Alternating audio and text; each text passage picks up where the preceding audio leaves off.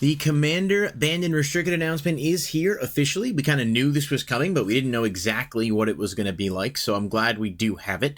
Now, there are 5 cards that were banned, and there are plenty of interesting things to talk about coming out of this announcement, so we're going to dive right into it. If you guys do enjoy the video, be sure to subscribe to the channel, hit that like button, and let me know in the comment section down below what you think about the Banned and Restricted announcement, because I definitely think there are going to be some divisive opinions on this.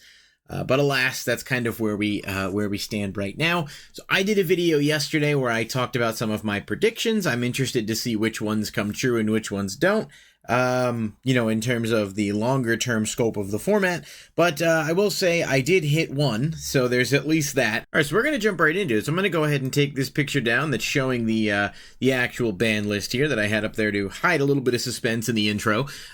We've got 5 cards unbanned, and we're going to take a look at them all individually with the reasoning and rationale. So we've got Gifts Ungiven, we've got Sway of the Stars, we've got Braid's Cabal Minion, Coalition Victory, and Panoptic Mirror. So these 5 cards are now unbanned in Commander, and we're going to look at each and every one of the explanations.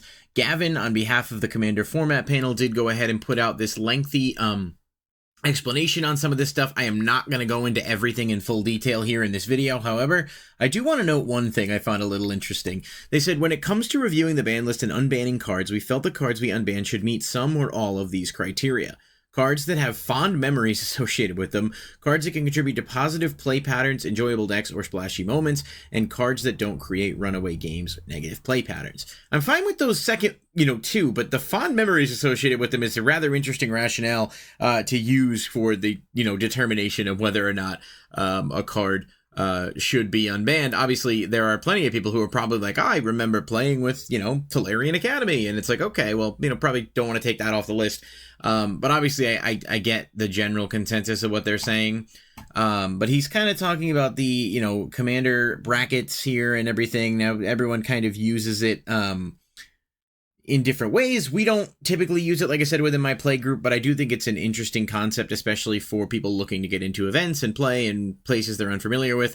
So having it is certainly not a bad thing, and it does sort of give us the ability to, see what's going on. So let's take a look at Gifts Ungiven. I didn't mention this yesterday because I didn't think it would actually come off. This is, a 4-drop, search your library for up to 4 cards with different names, reveal them. Your opponent chooses 2, you put those into the grave and the rest into your hand. So one of the things you can do with this, obviously, is kind of collude with an opponent who maybe doesn't have that.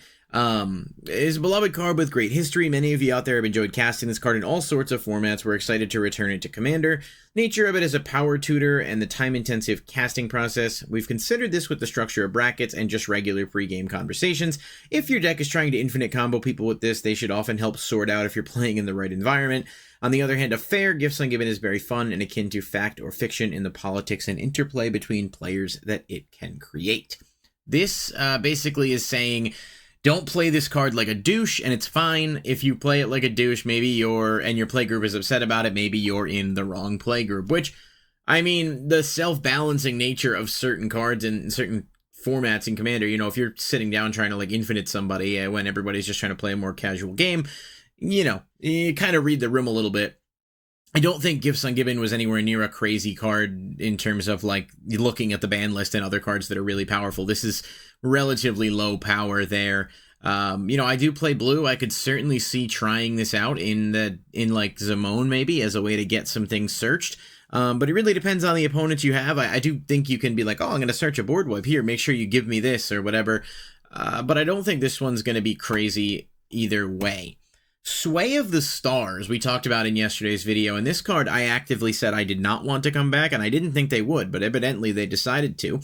It is a 10-mana card that essentially resets the game, which is both problematic from the perspective that it can make games take way longer, and also, just kind of I don't know. I don't like these hard reset games, especially if a pod's already going kind of long and you've got board wipes and stuff, and then someone plays this, and it's like, cool, we're going to be here for another hour waiting for all this stuff to get there. Their rationale on it says a 10-mana way to reset the game akin to Worldfire, which was previously unbanned to little fanfare. Some players enjoy this effect. It's impactful but not very powerful. There are plenty of other spells that cost 8 or more mana that will have a higher impact. So yes, but also I think people who are going to want to be kind of trolly or disruptive may play this card because it's like, oh look, I can like, in other words, I think it invites some bad play practices that are just not going to be fun, for a play group, especially if you're just kind of playing this card to just extend a game, make it go longer, and just kind of put everybody in a position where it's like, okay, great, everything you had is shuffled back in, let's restart. Whereas I'd rather start a new pod, I'd rather start a new game, etc. So I disagree with this decision. Obviously, I could be wrong. I do think that largely this card probably will not see that much play outside of people trying to make some kind of cheeky combos work, but I would not have taken this off the list. Maybe I'll be wrong and it won't have much of an impact. I do hope that it's one of those maybe self-policing cards that just people will be like, all right, well, if you're going to play this that way, we're just not going to play with you. In which case, set a boundary, discuss with your play group, whatever is going on.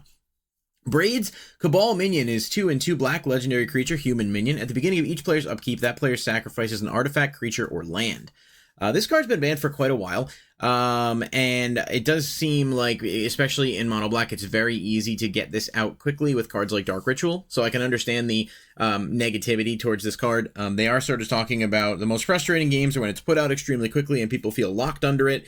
A single removal spell can easily set that plan back. Commander decks have become more efficient with targeted removal, and players have been better against identifying commanders they don't want to play against and having pre-games conversations, so that gives us the confidence to bring back Braids. I kind of agree with this logic. In other words, if you know that someone in your group is playing this as a commander and they're like, I just don't want to play against this, then you have that discussion beforehand. But I also don't love the idea that, it's basically telling someone, hey, you can build this and it's okay to play this, but then you go to an event or you go to play and people are like, no, I'm not playing against this.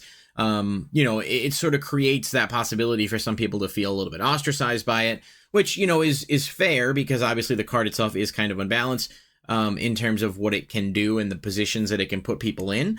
But it shouldn't have to come to that necessarily.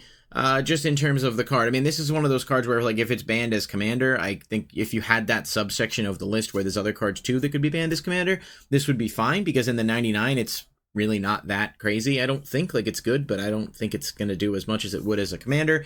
But as a commander, I do find this card to be kind of unbalanced, and I'm sort of surprised they made the decision to take it off the list, just because it's not a great move, in my opinion. Coalition Victory we talked about yesterday. I was in favor of this card coming back. It's people are talking about, a deck with 5-color commander. If you essentially reads, you win the game if you control your commander. They said, it can be interacted with. Single removal spell in response to your 5-color commander means you spend 8 mana to do nothing. You also need to untap with your commander and 8 mana. So in other words, this is going to cost a lot to play. It is sort of one of those cards that I just don't think is really worth it. It's if you play 5-color, you probably splash it in there. But they are right in the sense that, if you play this and it doesn't work, you're kind of falling behind significantly in most cases.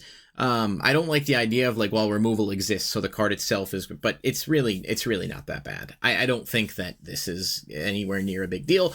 It's a cool card. It might see some niche use in 5-color, but I just think... I don't think it's going to be a card that's going to necessarily get you a bunch of repeat wins. The last unbanned was Panoptic Mirror, which is an interesting card. 5 mana artifact, imprint X. You may remove an instant or sorcery with converted mana cost X in your hand from the game.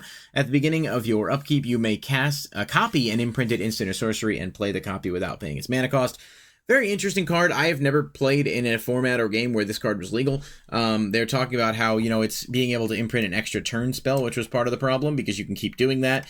There are a lot of answers to artifact decks, even if you're under a board lock you can get out of. That's kind of what they're saying here. And then, of course, bracketed play. They're looking at this saying, okay, well, some of those extra turn cards aren't actually going to see a ton of play. And tables can kind of self-police. It is sort of a card that I think is, does have the potential for some annoying loops and stuff, but it's also not the hardest thing to remove. And even if you are able to pull this off once in a pod, I would imagine that in future pods, people are going to be more prepared for this to come out and then are going to take steps to basically get it before you can even do anything.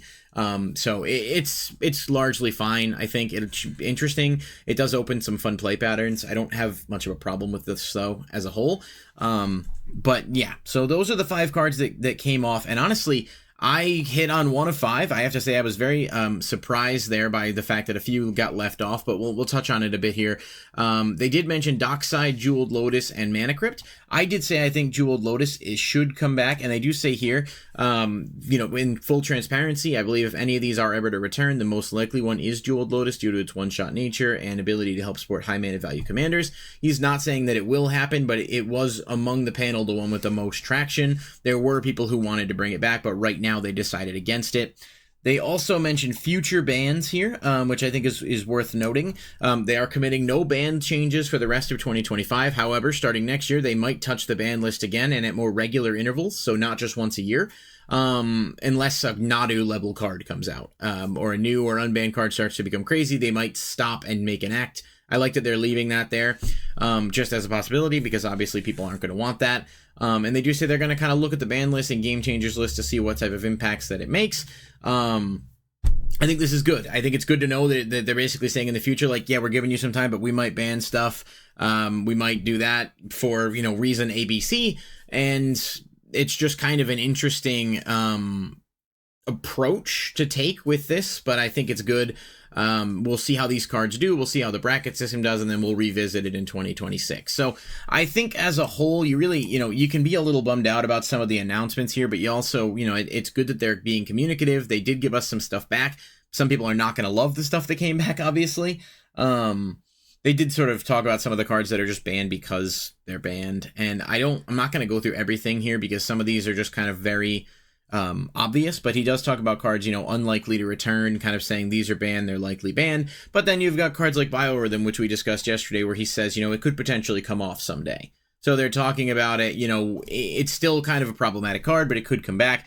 Emrakul was another big one. They did say that, as the bracket system grows, it may be more tolerable in high brackets. They've decided to leave it on the list. That tells me that the discussion has at least been had about Emrakul possibly returning, which is certainly interesting. Obviously, people would love to have the card back, but there's still that thing of it being commander that is problematic. A lot of stuff like this, loops and stuff. Golos, they do talk about possibly a higher bracket card at some point in the future. Not something they wanted to touch. It's just a generically really strong card that limits deck building. Grizzlebrand is obviously staying banned. Hullbreacher is staying banned. Iona, Shield of Emeria, they did say theoretically could return, and it was one of the ones that was discussed heavily. It's definitely an interesting card. It's probably, one of those cards that, is not going to be the most fun and is easy to cheese out in certain decks, so there's a lot of things to consider. But just, of note, it could come back. Some of these other cards here I just think is kind of Lutri. They do talk about, if they have a, a louder than 99 only list, it could very easily come back. He said they're not doing this now, nor is there any guarantee we will. However, they are welcoming feedback. I do think a, banned as commander or allowed only in the 99 is a really good idea because there are some cards that would work much better there. So maybe give your feedback if you agree. Nadu staying banned. Paradox Engine potentially coming back at some point as a game changer. Primeval Titan, he's saying this could be returned, put in the game changers list. Now was not the time. Obviously, this card's really, really strong, but it's not ruled out. Same with Prophet of Krufix. It's not locked on the ban list forever, they say, but it does dominate, especially at lower power tables. Certain cards like, Recurring Nightmare. Raphalos, I think, is another really good card that I think, is in the deck, not as a commander, which I've talked about before. They say the same thing here. So, if they do end up implementing that in some capacity, we could certainly look at this. Sundering Titan, I don't think people were really clamoring for. Sylvan Primordial, he does say you could see Unbanned in the future, but they decided not to touch it for now. I do think it's probably a card we could see at some point.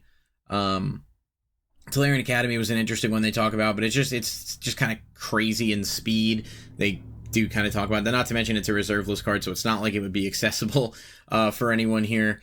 And they just kind of cover some of these other cards, like, Yawgmoth's Bargain, they say here, it's not impossible, but it's not likely.